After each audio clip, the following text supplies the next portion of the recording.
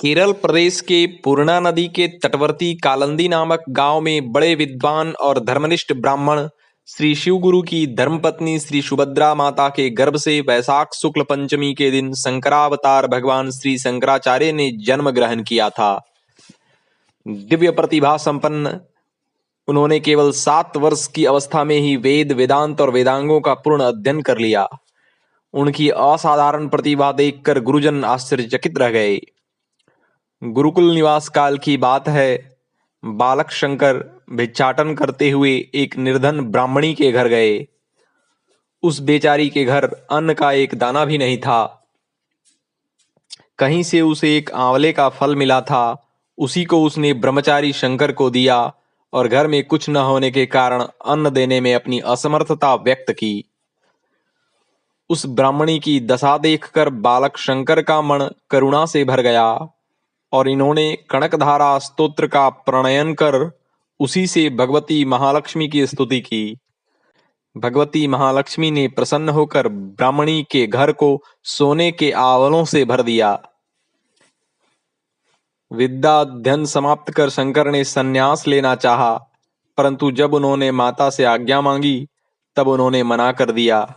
शंकर माता के बड़े भक्त थे, उन्हें कष्ट देकर संन्यास लेना नहीं चाहते थे। एक दिन माता के साथ वे नदी में स्नान करने गए। उन्हें एक मगर ने पकड़ लिया। इस प्रकार पुत्र को संकट में देखकर माता के होश उड़ गए। वह बेचैन होकर हाहाकार मचाने लगी। शंकर ने माता से कहा, मुझे संन्यास लेने की आज्ञा दे दो तो मगर मुझे छोड़ देगा। माता ने तुरंत आज्ञा दे दी और मगर ने शंकर को छोड़ दिया। इस तरह माता की आज्ञा प्राप्त कर वे 8 वर्ष की उम्र में ही घर से निकल पड़े। जाते समय माता की इच्छा के अनुसार यह वचन देते गए कि तुम्हारी मृत्यु के समय मैं घर पर उपस्थित रहूंगा।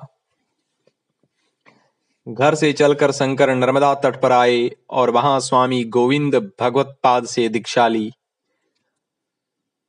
इन्होंने गुरुपदिष्ट मार्ग से साधना आरंभ कर दी और अल्पकाल में ही बहुत बड़े योग सिद्ध महात्मा हो गए। इनकी सिद्धि से प्रसन्न होकर गुरु ने इन्हें काशी जाकर वेदांत सूत्र का भाष्य लिखने की आज्ञा दी और तदनुसार ये काशी चले गए।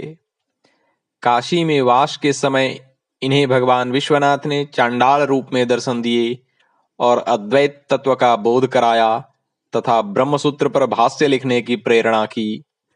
उसके पूरा होने पर श्री व्यास जी ने प्रकट होकर उन्हें दर्शन दिया और उनके वेदांत भाष्य की भूरी भूरी प्रशंसा की।